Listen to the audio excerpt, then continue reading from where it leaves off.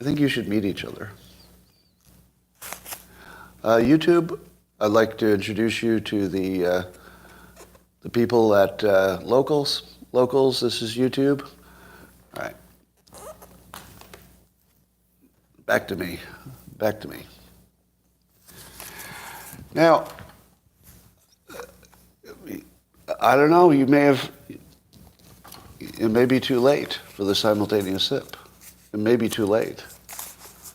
Because once you miss the window, okay, we have to do it. Here now, the simultaneous sip. All you need is a cup or mug or glass, a tankard, chalice or stein, a canteen, jug or flask, a vessel of any kind. Fill it with your favorite liquid. I like coffee. And join me now for the unparalleled pleasure, the dopamine hit of the day. The thing that makes everything better. Everything better. It's called the simultaneous sip. And it happens now. Go.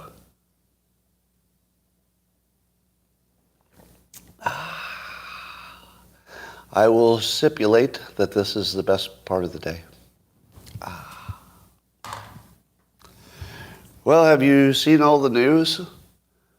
Do you wake up every day and say to yourself, this is something I say, maybe you don't. Well, we've seen all there is to see about Twitter. Has anybody made that mistake yet?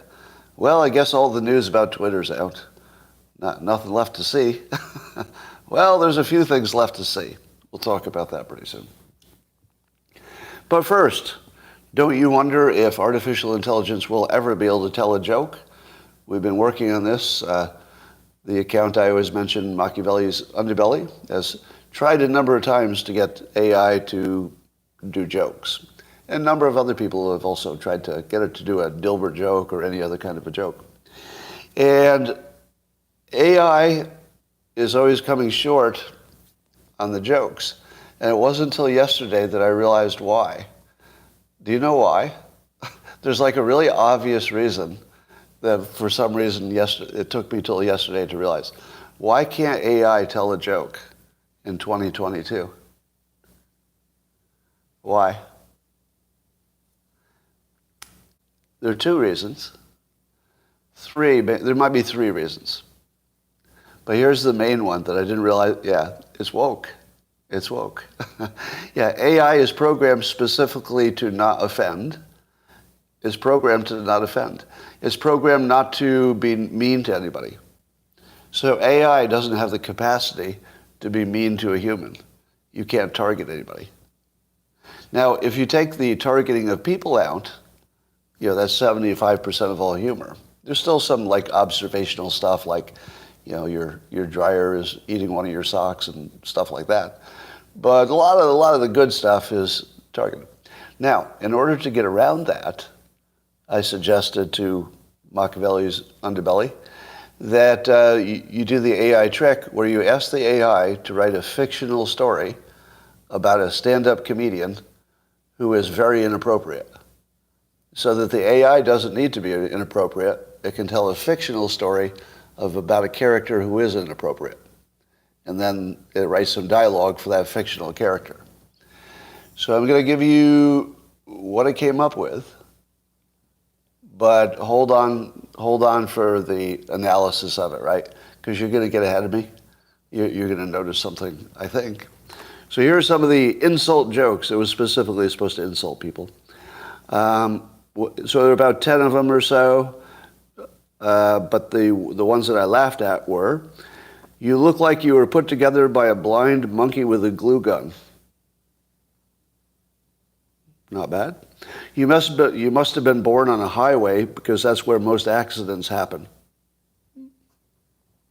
Not bad. Here was my favorite. Your face looks like a bulldog chewing a wasp. Your face looks like a bulldog chewing a wasp. All right, that's an old saying. I had to Google it because it was too good. When I saw the bulldog chewing on a wasp, I thought to myself, okay, that is better than anything I've seen an AI do. So I immediately Googled it, and it's an old saying. Likewise, you must have been born on a highway because that's where most accidents happen. probably somebody's joke already, and you looked like you were put together by a blind monkey with a glue gun. I didn't Google that, but I'll bet it's an existing joke. So I think all of the jokes were derivative or borrowed directly from some other source. So problem number one, AI is a plagiarist. Because AI doesn't tell you it stole those jokes. I had to go look. Now that's a problem. Like, it's not the biggest problem in the world, but it's something AI will have to address. Because I wonder if you asked it if it borrowed those jokes, if it would even know. Like, would it be self-aware that it stole those jokes? And would it know, oh, here's another question. Would it know that it had violated, the comedian's code? That's sort of the lowest thing you can do if you're in my profession, is steal somebody's joke without credit. The problem is we all do it, right? Usually accidentally. But, it happens massively because people have the same ideas about jokes too. Yeah, I think it was GP. Actually, I forget which it was. But look at my Twitter thread. You can see I tweeted it. All right. Well, AI, unless it learns to insult humans, and if it learns the 2 of 6 humor rule, what would be the process for teaching AI a new rule about a new area of content? How would somebody go about that? Because I've told you this before, but I'm positive this is a money-making future market, right? So you know how your smartphone has apps. And even as problematic, I hate that word, as much of a pain in the ass as apps are for consumers, it did make the market very robust, so it allowed the market to grow. What I think is going to happen with AI is that people like me, who have very specialized knowledge or skills. In my case, I'm probably I think so, in the world, I would say, the number one person who can explain how to tell a joke. I literally have a formula, the 2 of 6 rule that works every time. So nobody else has a formula that will guaranteed create the structure of a joke.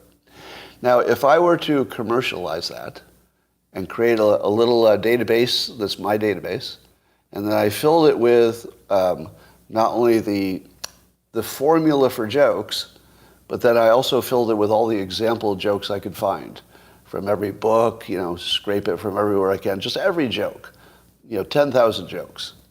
So if I had a database that had 10,000 joke examples, and then a formula that you could see is used in all the examples, and then I said, all right, AI, you can have access to my data, but I'll charge you a penny every time you access it.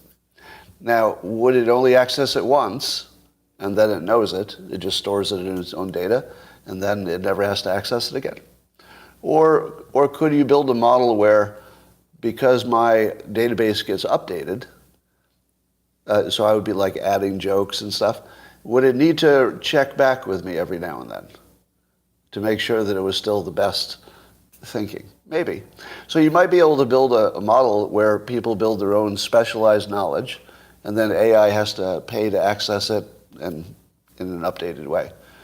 And that business model would last 10 minutes until AI knew everything and then doesn't need us anymore. It would completely put people out of business. All right. I don't know what to say about this story. It's so big that I'm having trouble believing it's real. So there's America First Legal, is some organization that does political legal stuff. And they tweeted that breaking, following the Twitter files, AFL, that's them, has obtained new documents uncovering a secret Twitter portal U.S. government officials used to censor dissenting COVID-19 views and violate the First Amendment. Now, I read that and I said to myself, that feels like exactly the kind of thing that's a little too on the nose. Yeah, too on the nose, right? Like, really? Are you telling me that the government actually had a little dashboard or some kind of user interface where they could just change what's on Twitter? Is that like a real thing? And then I saw that Elon Musk replied to it. And his reply was, quote, extremely concerning. Extremely concerning. Do you know that Elon Musk uses Twitter to debunk fake news, like right away?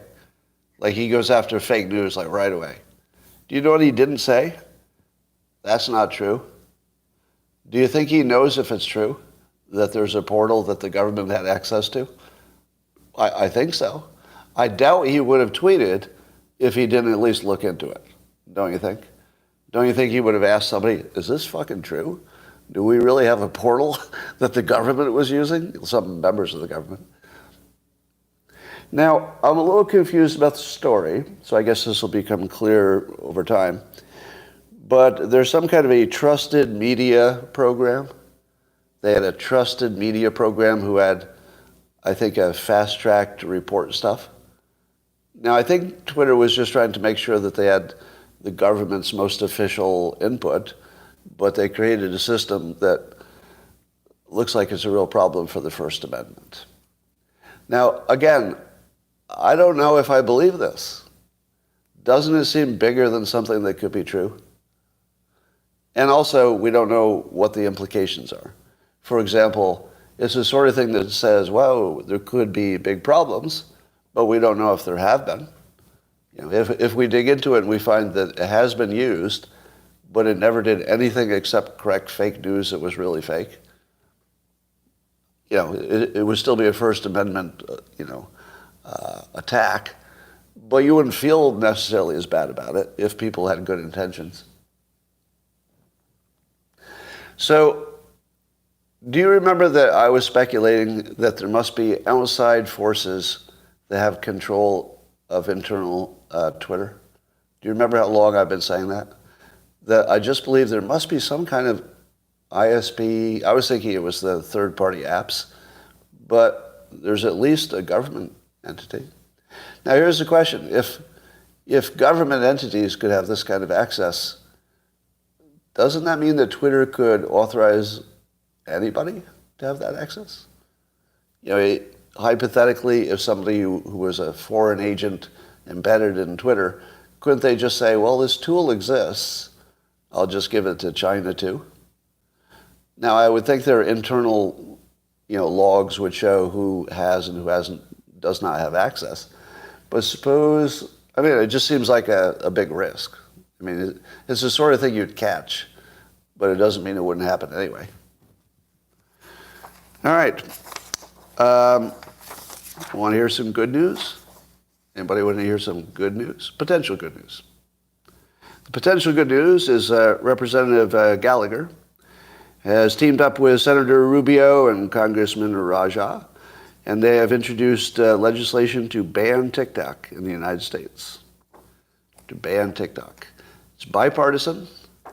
It's active legislation, and it's got Senator Rubio is on board, right? So you've got a senator, you've got bipartisan Congress critters, and I think it's go time. I think it's go time. Because I've been tweeting for a while that there's literally nobody on the other side. And I also retweeted that if somebody votes against this, I need to know their names. I need to know the names of anybody who votes against this. Because anybody who votes against this is paid by China. You would have to assume, even if they're not, you would have to assume anybody who votes against this is paid by China, directly or indirectly. They're somehow in the bag. Because there is no argument. There's no argument on the other side. So if you pretend there is one, you must be paid, because there's no intellectual argument. And I'm not saying, this isn't like other situations.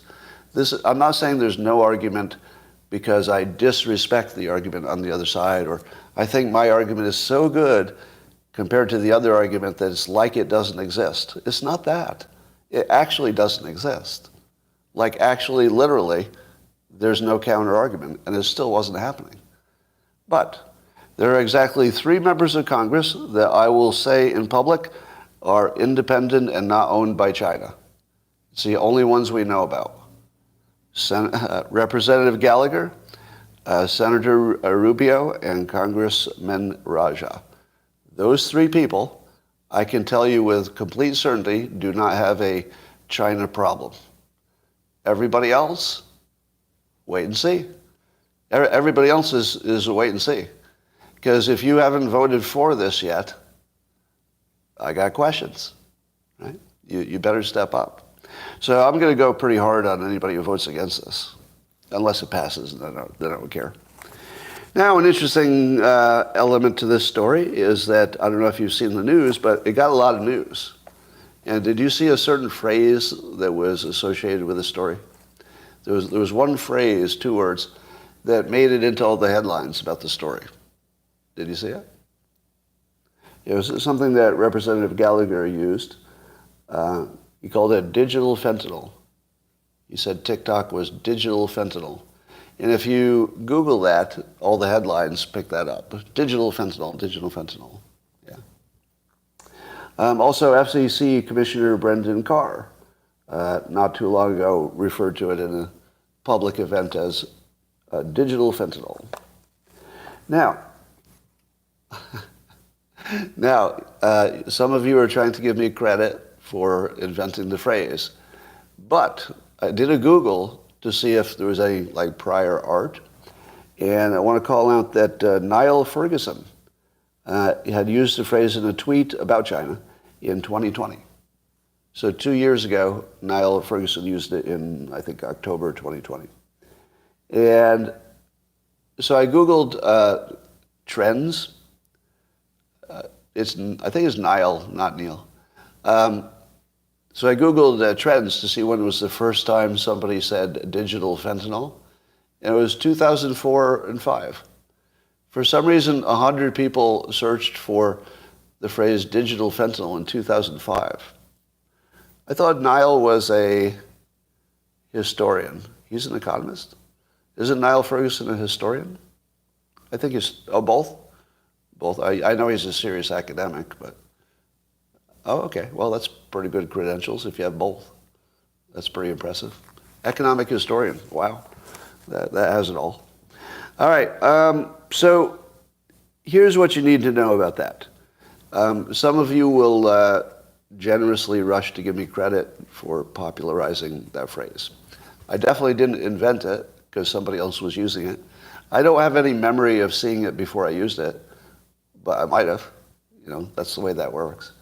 Now, if anybody knows if I used the phrase before October of 2020, because that would have been 2 years after my stepson died of an overdose, so I know I've been talking about it for 2 years.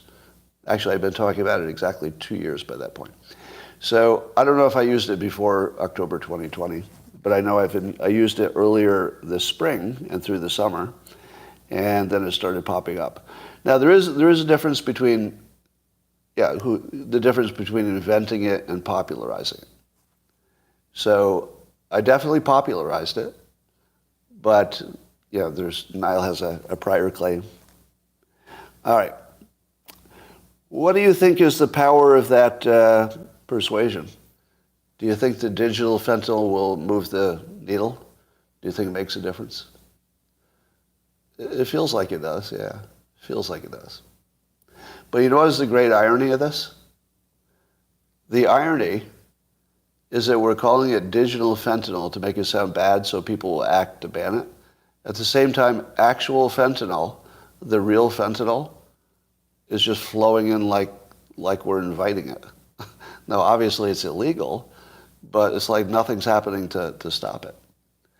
So I saw Lex Friedman was talking to Calderon, I forget the name of the gentleman, he did an interview, who was embedded, I guess, some Mexican paramilitary force and knew a lot about the cartels, etc.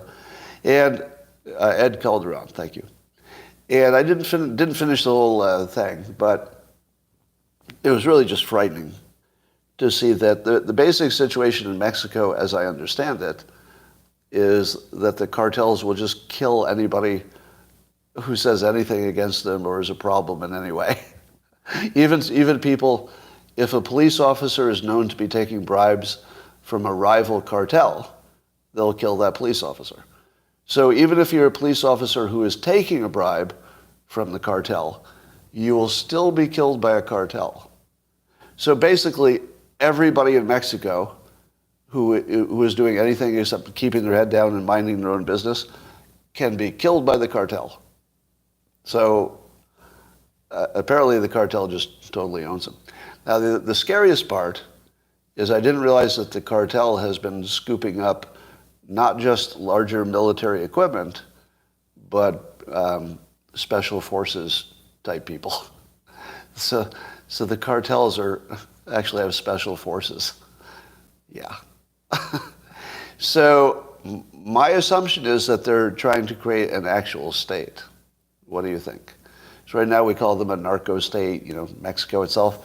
But it looks to me like at least the Zetas maybe are trying to create an actual country.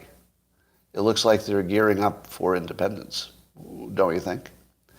And at what point does the Mexican government ask us to help? Do you know when the Mexican government will ask us to help? Never, never. It's not a thing. So here's how I predict this will go. I think it would be unlikely that we'll send ground forces into Mexico to attack the cartels, at least right away.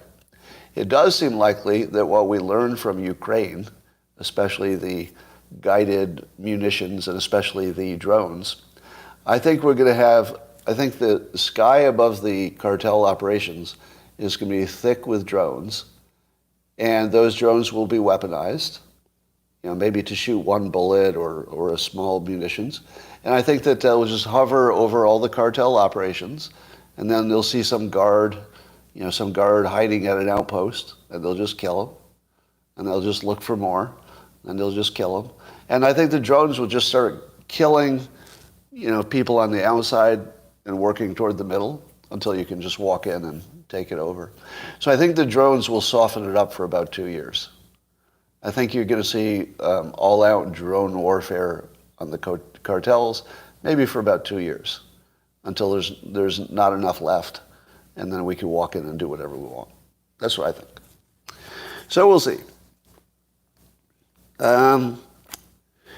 So have you noticed that I have not been criticizing Fauci for the entire time? Anybody notice that? Now, obviously, I called him out for lying about masks, but wouldn't you say it's unusual? It's kind of notable, dog not barking sort of thing. Anybody notice that? Because if he did notice it, it's true. It's a decision. A decision on my part to not go after him individually, which I've had since the beginning. And the reason is that, at least in the fog of war, you can't tell who is an honest broker who made a mistake versus who's a weasel, and it might take forever to sort it out. So I didn't want to be the person who is going after individuals when we can know for sure that all of the information in this domain is corrupt. It's all corrupt. The stuff that agrees with you is corrupt. The stuff that doesn't agree with you is corrupt. There's no real information that you could trust anywhere in this domain. Nowhere.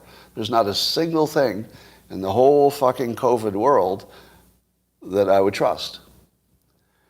Now, so as my standard of innocent until proven guilty, Fauci is like the exhibit A. Like he's the ultimate. You have to use all of your ethical muscles to hold back and try to be like a human and like a citizen of America, to not call him guilty until some court does, if they ever do. But I saw a tweet today that apparently as recently as yesterday he was still pushing the drinking bleach hoax. Can you confirm that? Did Fauci say as recently as yesterday that Trump suggested drinking bleach? Is that really something he did? Can you confirm that? Did anybody else see it? I just saw it in a tweet. Because if that's true, I don't need to know anything about Fauci, do I? Because even if he committed serious crimes, It's not as bad as this. I mean, this is worse than any crime I would find out. I mean, this is really an attack on the country. I mean, not in any technical legal way, but to me it looks like an attack on the country, because this is just so obviously untrue. He must know it's untrue by now. He has to know that. And if he doesn't know that this is untrue, well, then he's so incompetent or caught up in his own narrative that he's useless. So he's either useless, lying, incompetent, fucking piece of shit, who may or may not have done some worse things that he's being accused of, but if he did this, that's all I need to know about him. So Fauci, for me, is flushed down the toilet if he's pushing this fake news at this late date. Now, in the beginning, maybe people were confused. If he'd said it a week after the event itself, then he was just copying the news, and maybe he actually believed it. But at this late date, that's inexcusable. That's completely an admission of something, not corruption, but something so bad that you need to get him off the public stage immediately, even faster than he is. But, all right. Here's another phrase that's catching on, narrative poisoning. Have you noticed it on social media yet? So narrative poisoning, it's catching on pretty quickly. And to me, it really helps, because if you deal with somebody who has narrative poisoning, it allows you to not engage. As soon as you see somebody is clearly not an honest debater, as soon as you see the narrative poisoning coming into the conversation, just pull back and say, oh, I'm sorry, narrative poisoning. I didn't realize that we couldn't have a conversation. Because if you keep calling it out, as opposed to engaging with it, maybe it could be more of a thing.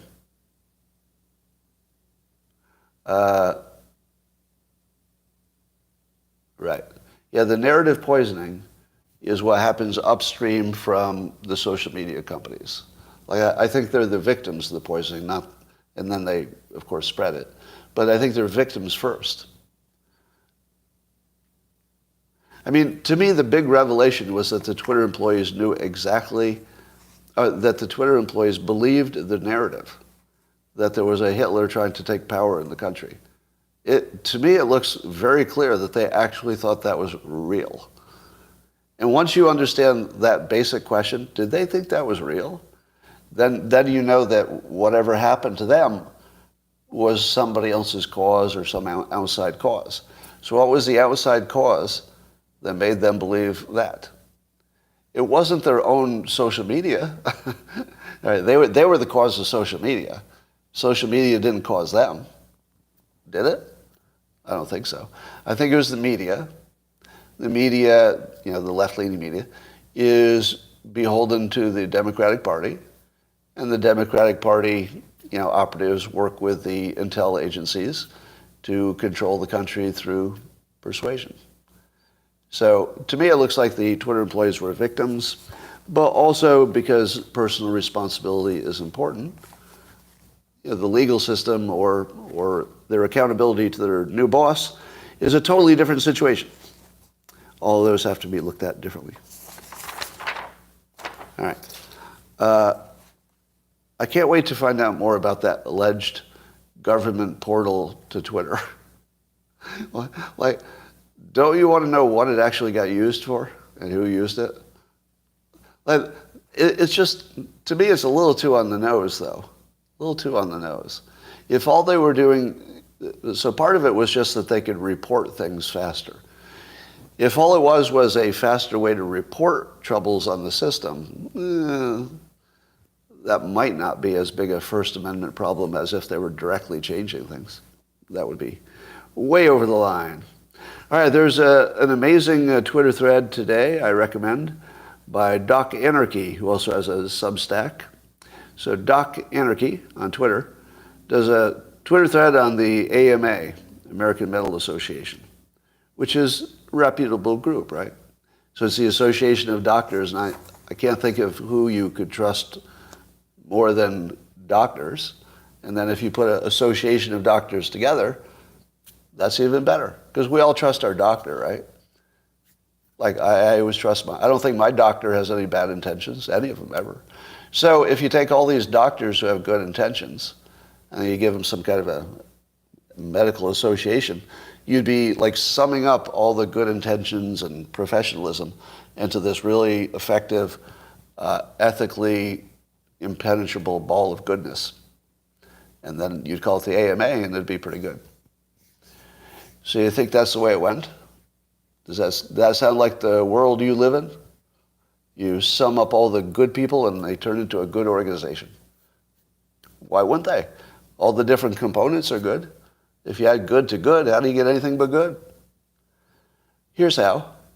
Do you know how the AMA is funded? Anybody? Does anybody know how the AMA is funded?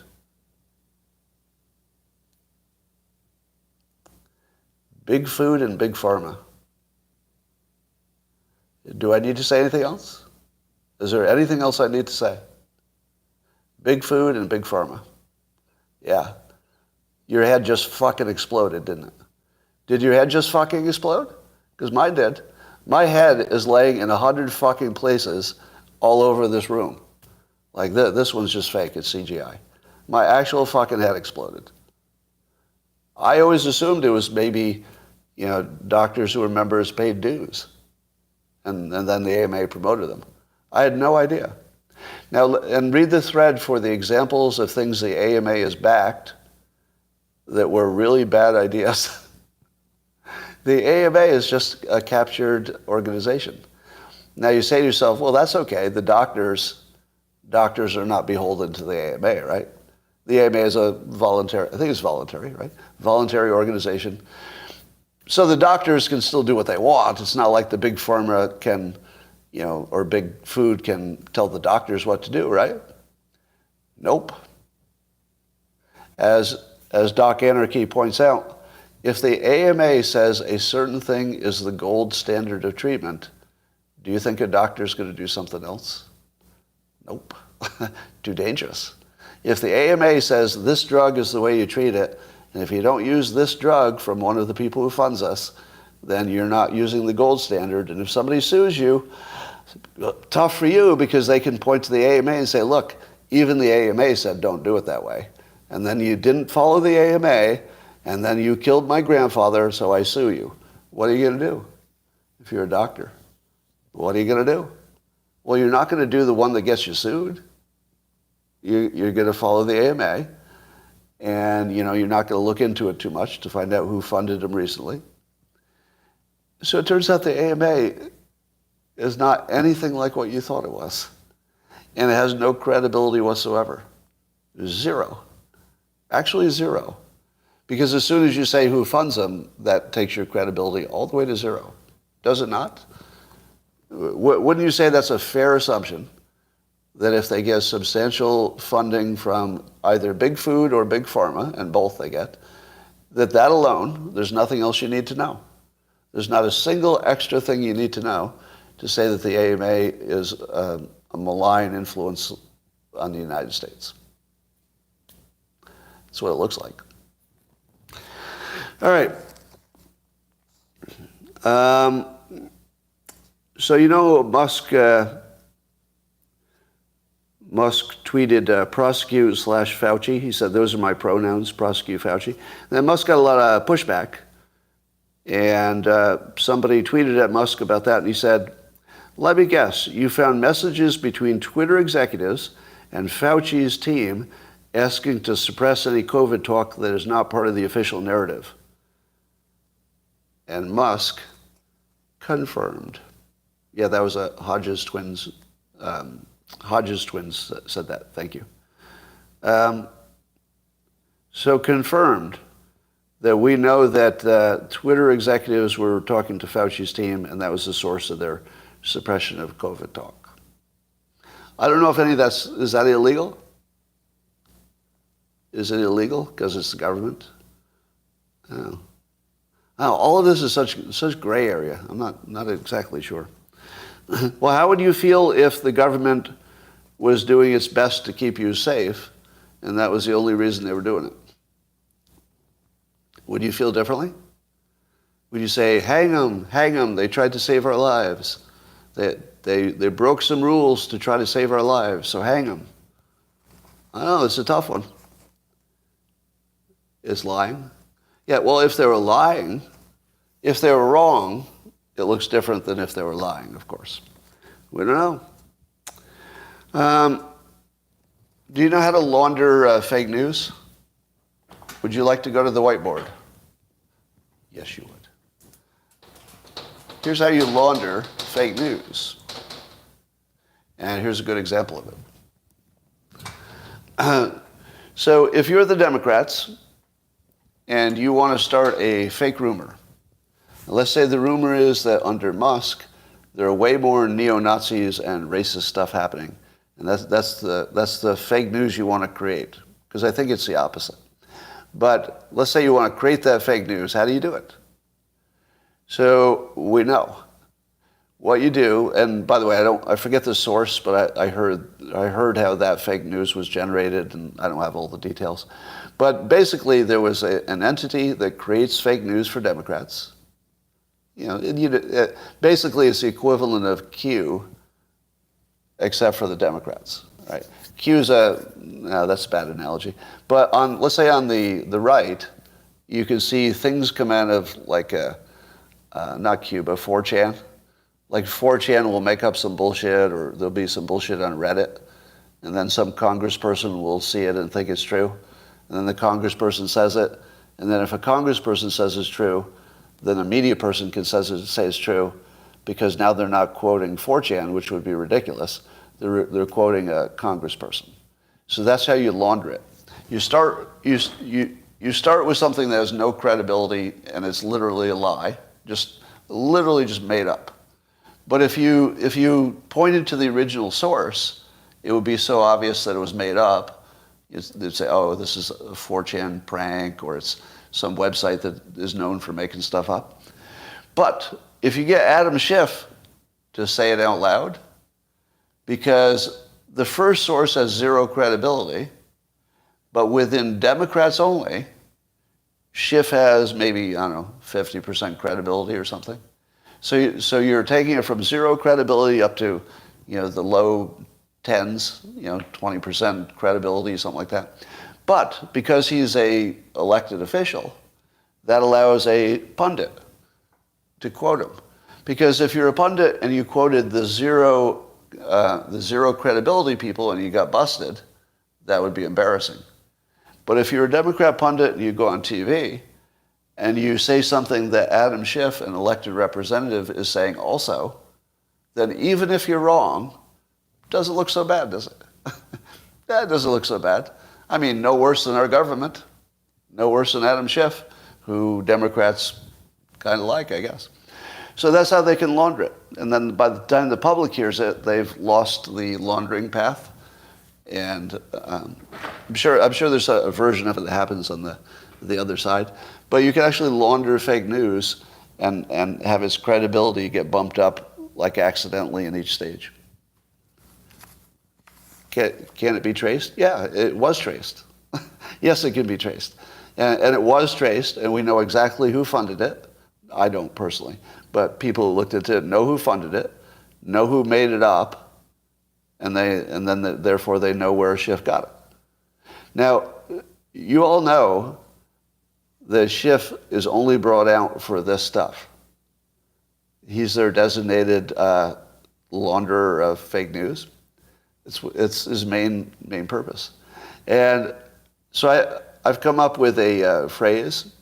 I call it the Schiff test. Schiff test. The Schiff test is, if Schiff says something is true in the political realm, there's a 100% chance it's the opposite. And so when he says something is true, you can finally know for sure what's true. Like you can actually say, oh, finally, the fog of war is cleared. Adam Schiff has entered the game. He says it's blue. Well, one thing for sure, it's not blue. That's the only thing we know for sure, is that version is not true. And you know why we can know this for sure?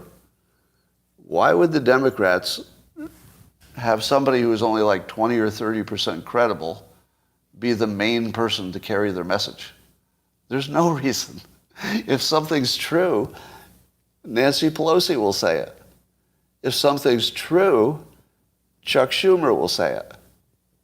Because they like saying true stuff because they don't want to get busted, right? They're in leadership.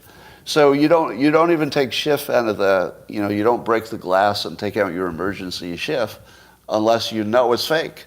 And then you have him say it so it can launder it up the chain. So that's your Schiff test. Well, I guess Biden signed that Marriage Protection Act, so-called Marriage Protection Act. So now throughout the land, you can stay married if it's a same-sex marriage or interracial couples. Is that the weirdest thing you've ever seen in your life? Does it feel to you that we needed to codify interracial couples? How in the world could that ever been reversed? How in the world could you ever reverse interracial marriage? I don't know what your state looks like, but if I have a party at my house, there's a lot of interracial marriage in my living room, right? Is it different where you are? If you invited 50 people to your house, there wouldn't be any interracial marriages in your house. Is there anybody who is so, let's say, isolated that you don't have any interracial marriage in your personal circle? Actually, I'm curious about that. There may be people who don't. There's one. Okay. Somebody said yes. It could be, I'm in my little California bubble. In California, you can't go to any event with 20 people where one of them isn't a mixed marriage of some kind. I mean, it's not always black and white, but of some kind. Yeah. In fact, it might be approaching a majority at this point. Might be it's probably getting, 40% of new marriages. It's probably like a really big percentage in California. Because California is 40% Hispanic, I think, now. And there are no, or very little, barriers to any interracial anything in California. All right. So that's a weird one. I mean, I suppose there's some utility to the fact that we, codified it, but that was never going to change. There was no risk to that at all. That's purely political to make it look like Republicans were going to go after that. Obviously, they were obviously not going to go after that. They might have gone after same-sex stuff. So, but throwing in the interracial thing is like a clever Democrat thing to basically just, it sort of paints the Republicans as somebody who might go after that, which is ridiculous. All right. Over in Beijing. So I guess China had to back down from its citizens who were protesting quite vigorously. And Beijing has eased its zero COVID lockdown policy, and now COVID is spreading through Beijing. And I think I heard yesterday today that China has 4 ICU beds for every 100,000 citizens. The U.S. has 24. So the U.S. has 6 times as much, emergency medical facilities as China. And then China, and that's just as a percentage.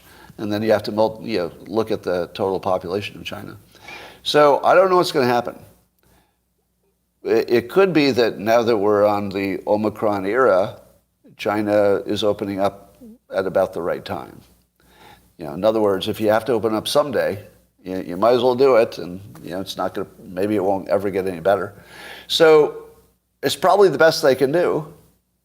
I feel like they made the right decision, but it's blowing heads up. And I saw a video of somebody in Beijing. It's kind of making their heads explode because they just went from, don't put your head out of a window or we'll all die, to, oh yeah, you could take off your mask if you want. Like, imagine what that does to your head. Now, here's the problem. The residents of Beijing are so brainwashed and beaten down that they're still hiding in their apartments, and they're not going to work, and they're not shopping, and they're not buying stuff, for the most part. Like, the streets are almost empty, even though they're allowed to be out. So It could be that it'll turn into a Sweden situation. The Sweden situation is they didn't have the lockdown, the brutal lockdown stuff, but the citizens sort of did a natural, organic distancing sort of thing a little bit, and probably made a difference.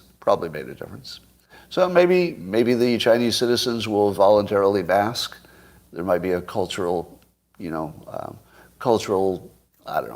impetus to that. Maybe they'll be quite aggressive in doing what they need to do individually, and maybe it makes a difference. You're wrong about Sweden, Holling says. The only thing, Holling, that we know about Sweden is that we don't know anything about Sweden. That's the only thing you know for sure, is you can't compare any two countries. So here's my prediction. China's in a lot of trouble. This might be the biggest risk to China that there has ever been, as well as the world economy. Because I think this is going to take China offline totally for maybe a month. So I think China is just going to be like it doesn't exist for maybe a month or two. When the virus is raging, it's just going to shut everything down. And it's going to take about 2 months. I'm no epidemiologist, but I think it'll take about 2 months or so to get enough infected people that maybe it slows down a little bit. Sound about right? 2 months? Maybe longer. But if China shuts down for 2 months, everybody shuts down a little bit, right? So I would say that the next few months are going to be really, really dicey economically because of the China impact. But weirdly, almost everything else is heading in the right direction. We are bringing manufacturing back. We're bringing chip manufacturing back. Inflation is starting to cool off. We are fixing our supply chain in a variety of ways. Oh, by the way, I saw an advertisement for a new Christmas toy that blew my mind. It's a 3D printer for kids that they can make their own toys. You've got an app with a whole catalog of toys, and the child just pushes the button and it makes the toy. So, that's your glimpse of what the supply chain will look like in the future. In the future, the supply chain will be the raw materials for 3D printers, whatever it takes, plastic, etc. I think everybody just will, they'll have their own replicator at home and they'll just make their own toys. You can do that with a 3D printer you have at home, but this is a child-friendly one, which seems like a whole new step. If the user interface gets down and the cost gets down to child toy level, like that tells you nothing's going to stop this technology. All right. Wall Street Journal has a new poll that said in a head-to-head between Trump and DeSantis, 52% of Republicans would like DeSantis, and only 38% want Trump. That's not even close. Now, some speculate that's because the Trump candidates didn't do so well in the midterms. Maybe. It could be part of it. But DeSantis has not said he's running, and there's good reason to think he won't. But at what point does he have to? Because there's two ways to look at this DeSantis versus Trump thing. One way is it has to be DeSantis because he's the only one who will get enough support to win. The other way to see it is anybody could beat Trump. And I feel like it's going to go that way. If you're Mike Pompeo and you see that DeSantis can kick Trump's ass at the primary, but that DeSantis might actually not get into the primary, how happy are you if you're Mike Pompeo? Now, I'm not promoting Mike Pompeo. I don't know too much about him. But wouldn't you say to yourself, oh shit, anybody could beat Trump now? Wouldn't you? Get your head out of your ass, Scott. All right. I'm going to kick you off the platform for that. Who are you? Take your name down. News views. All right. Well, I'm going to kick you off the platform. If you want to quit before then, that would be fine. But on the locals platform, we don't do personal stuff. Okay? You can do that in the rest of the internet. But on the locals platform, you're here by invitation. And that's not cool. That's not cool. All right. But if you want to go to a non-subscription site, right, if you'd like to be, oh, you know what, you might not be a subscriber. I'll bet you're not a subscriber. I'm going to lock out the non-subscribers. Yeah, I assumed it was a subscriber, but I had the feed open. Might be a non-subscriber. Boop, boop, boop. But I don't expect to see that stuff from subscribers. All right. Now, I'm not going to read anything you've written. Now, based on that comment, I won't read anything you've written now or ever. Yeah, I'm done with you. So what do you think? Would you agree? Would you agree that the DeSantis poll is telling you that Trump can be beat, and is not only telling you that DeSantis can beat him? Would you take that interpretation? Now, here's a question I have for you. Why is Trump so quiet? Is it because he's just totally shut out by the media? Or is he actually not trying to get elected? Is it because it's too early? Because he's announced, and he was doing rallies before. He's either powering up, it's too early. But what does too early mean in Trump world? When is Trump ever going quiet? You don't think that Trump knows that the more he's in the news in a productive way, it's good for him? Of course he knows. You don't think Trump knows how to make news and get attention? Of course he does. Of course he does. To me, it looks like he's not really serious, honestly. Now, maybe he will get serious. Now, it could also be that he needs to, maybe he's working on his family. He may be trying to convince them to get on board so he can get serious. It could be that he said, I'm totally running, but he sees he's not getting enough family and close support from people he cares about. If he's not getting that support, he might be thinking, maybe I'll rethink this. Because I don't think he can win without total family support, and I doubt he has it at this point. And I don't think he can win without the same strong group of supporters being on his team, and I think he's wondering. Because he doesn't have it's not the same people supporting him this time, for sure.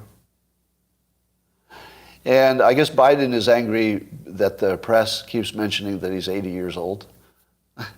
And he feels that's unfair because everybody knows his age, so you don't need to mention it all the time. Yeah. To me, I don't think we should mention anything else.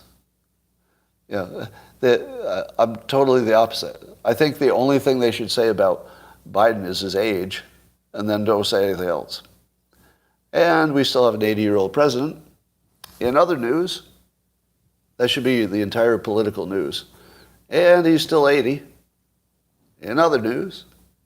Because as soon as you say he's 80, almost everything about him makes sense. Right? It sort of explains everything. I saw Rob Reiner say that so far, the first couple of years of Biden, he's been the most successful president in 60 years. Most successful president in 60 years. I guess it depends what you're measuring, isn't it? If you're measuring immigration, not so much. Well, depending on your point of view, I guess. So here's another dog that's not barking. One of the biggest stories, of the year that I've seen mentioned like as a statistic, and then nobody talks about it. And it's this. The immigration coming across the southern border, almost none of it is Mexicans. Why? Why? Don't you think that's like a really important thing to know? Why? Now, here's why that's so important. Is it reproducible? Did something happen in Mexico that's unique to Mexico, economically or politically or system-wise? What happened? How can Mexican immigration go to basically nothing? Now, we understand that the other countries are having, maybe more economic problems. But did Mexico suddenly become a first world country or something? All the Mexicans who wanted to come are already here? That doesn't make sense. But no, there's something going on, right? Is it that the cartels are filtering the Mexicans out and they don't let them come across? But why would they do that? Everybody who wants to pay, it seems like they take their money. They don't care who it is. But why would the cartels block only Mexican citizens? They're all willing to pay money. It makes no sense. Now, they're already here doesn't make sense. The only thing that makes sense is that the economy of Mexico maybe isn't as bad as you thought. Or there's something about the life there that's better than we think. What do you think? I'm completely puzzled by that. I have no idea. The only thing I think of is that the Mexican economy is not that bad, and that gives you a standard for how good the Central American countries would have to improve before you'd have a natural end to immigration. But you realize that the Democrats are very close to proving that their immigration process was better than the Republicans. Do you see that? The Democrats are very close to proving they had a better immigration standard by just opening it up. Because if Mexico just took care of itself, like the flow of people across the border maybe created maybe a better economic situation in Mexico, because a lot of the Mexican workers are sending money back to Mexico. It could be that it was a self-correcting problem. Is that possible? I'm not going to state that as my current assumption, but is it possible that what happened with Mexican immigration going to zero is because having a lot of it for years took off the pressure? Like the most dire people already came, and then the people who got set up here sent money back to Mexico, and then the people who stayed in Mexico are doing better, and they're just sitting there saying, well, it isn't so bad here now.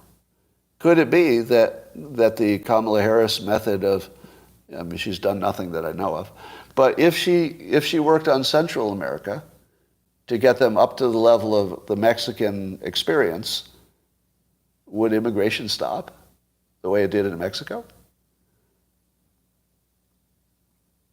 It's a bit. Isn't that like a gigantic question that nobody's asking? Like, why? I haven't seen anybody ask that on the news. Have you? Have you seen anybody speculate why the actual Mexican citizens stopped coming to America? Your suggestion is what has been suggested for decades. So the argument would be that mass immigration, might have peaks and valleys, but that it would sort of take care of itself over time. Has that always been the sort of globalist opinion? Because I'm not unfriendly to that opinion. I just don't know if there's any framework, or is there any meat to that? I don't know. If there's one thing you could say about everything, let me take a general statement about the world. It's really unpredictable. Have you noticed that? The things that you're positive you can predict. The most predictable thing you could predict is if you open the border between Mexico and the United States, there would be an endless and maybe ever increasing flow of Mexicans coming into the United States. Isn't that the most predictable thing that could ever be predicted? And it's not happening. The flow is coming from Central America. So, we can't even predict that? Are you telling me that can't be predicted? That is bizarre. All right.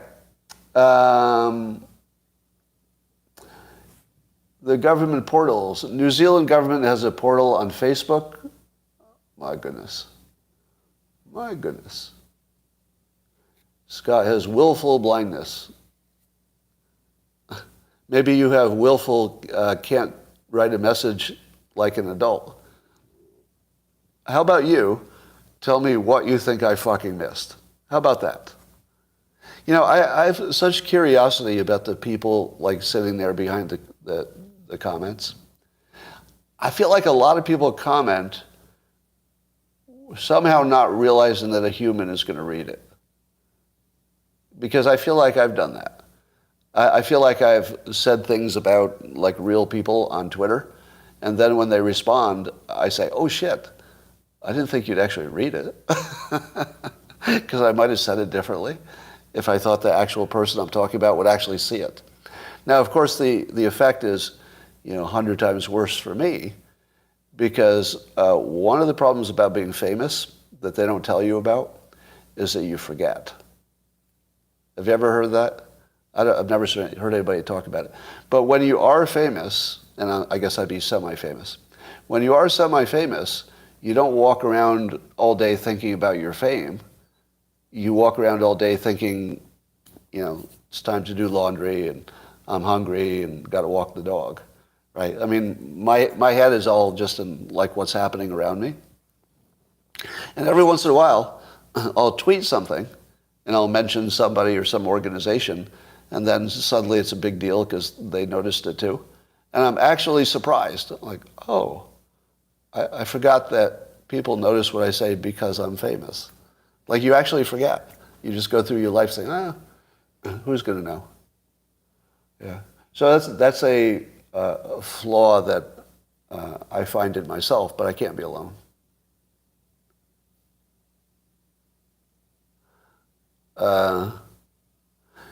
You don't think I'm famous in the real sense. Yeah, you could argue that. So there was a Alex Jones-Fuentes debate. How many saw the Alex Jones-Fuentes, I don't know if it was interview or debate? I'm told that I was prominently featured in that debate. Did anybody see that? I haven't seen it.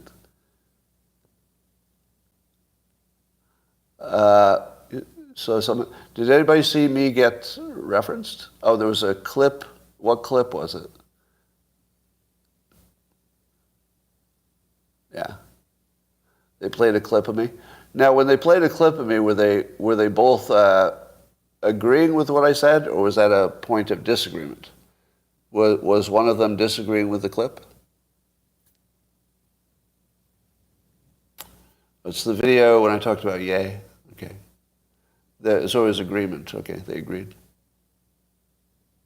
Oh, was it the Don Rickles reference? Was that what it was? Referencing Ye basically taking on everybody? No, it was something else. All right, well, I'll go find it. The clip about tossing the board. Tossing the board, what's that mean? I'm not sure you understand Mexican immigration, but I'm not sure you don't. Well, the only question was, is it true that Mexican immigration has gone to near zero? That's what the news says. So, I mean, it might be wrong. It's possible.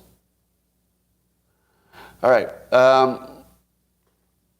Yeah, I would say that I'm pocket famous. Pocket famous. Meaning if you're in a certain group of people, I'm famous. But if you're in some other group, you never heard of me. So the other day, I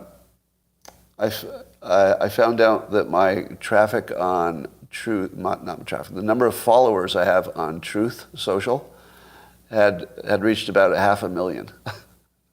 And I basically, I've tweeted maybe, 5 times total on Truth. And Devin Nunes was giving me a hard time over on Truth, asking if I really use the platform. And he ran a little poll, and it was all pretty smart to get me to engage, which I did. So it was sort of well played. Well played, Devin Nunes. Well played. And I will actually start posting some more stuff on Truth. But to your point of whether I'm famous, so I've got 800,000 followers on Twitter, which took 7 years. 7 years. And on Truth, I went from about, low tens of thousands, the first months or so, to 500,000, I think, just over the summer. So how famous I am, I appear to be more famous among Trump supporters. That wouldn't surprise you, would it? That I'm more famous among Trump supporters. So apparently on Truth, I might get to a million. I don't know how many people use Truth, but I might get to 1 million followers on Truth before Twitter. And yet the number of users of Twitter is probably, I don't know, 20 times, 100 times, whatever it is. Could be the bots. Could be the bots. Yep, could be the bots. It's from a Babylon 5 appearance. And the quality of your audience. You spelled quality wrong.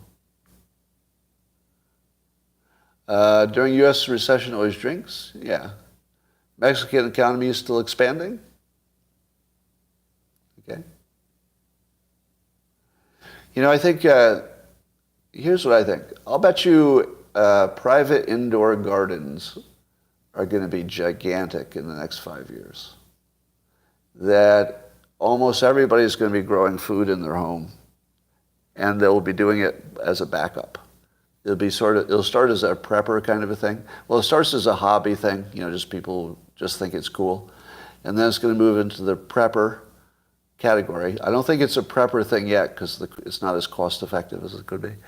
But I don't think people will think I need to grow all of my food forever.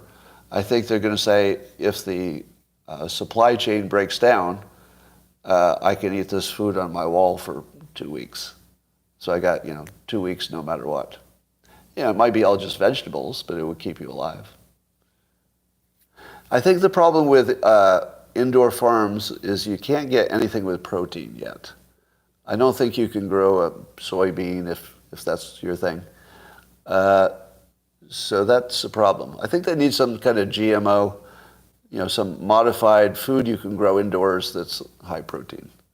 Like, some quinoa, like a quinoa-related thing, but something you could grow on a wall, because you can't grow grasses on a wall too easily. You need too much of it. Yeah, and the other thing is those artificial meats. How long before people are growing their own artificial meat? Because that should be a thing, right? Peas, I don't know, peas. You can get a little bit of protein from peas. Chickpea sprouts, yeah, okay. Yams, yeah, yams. I don't know if you'd grow those indoors necessarily. But I think there's going to be a whole bunch of things happening there.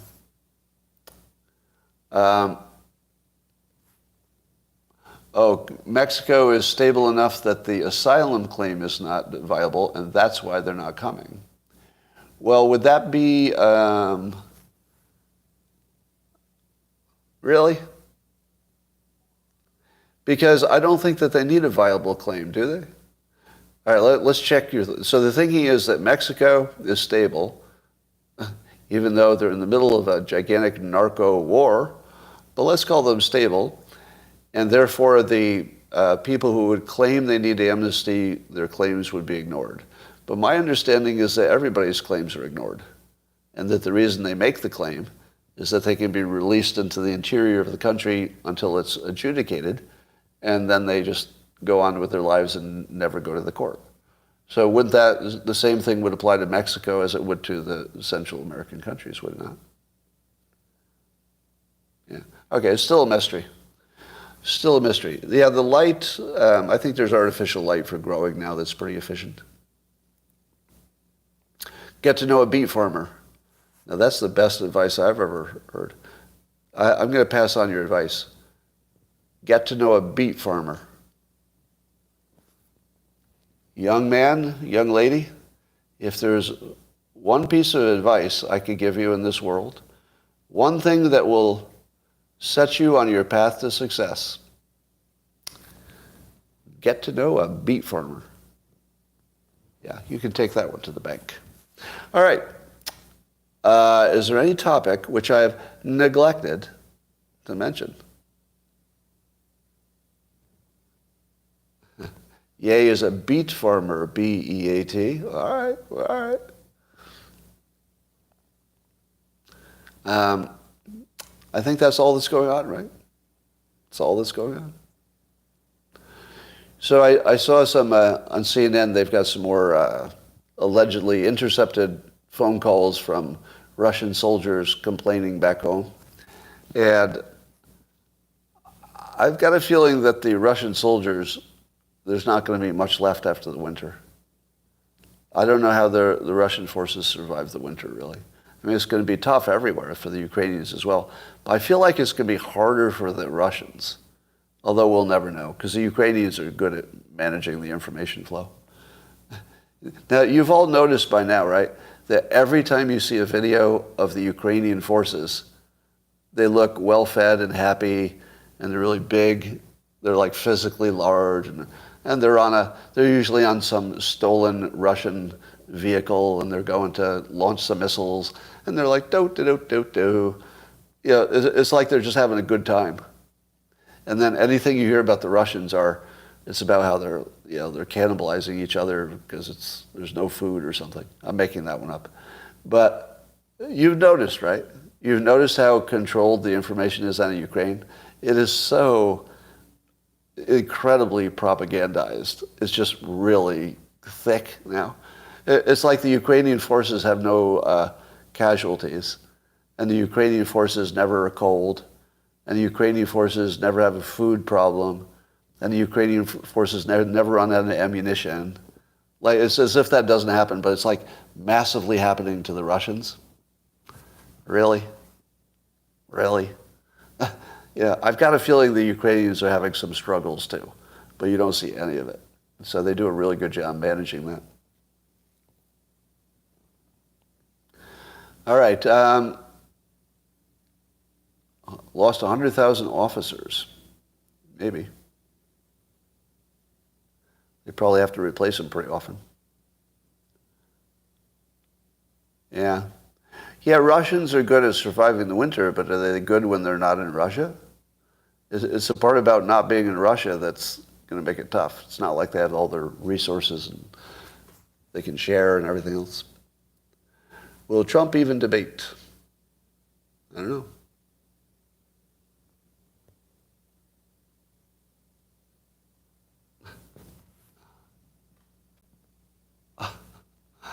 All right. I think we've said everything that needs to be said. I'm going to go do some other things. I have to submit my book today to my publisher.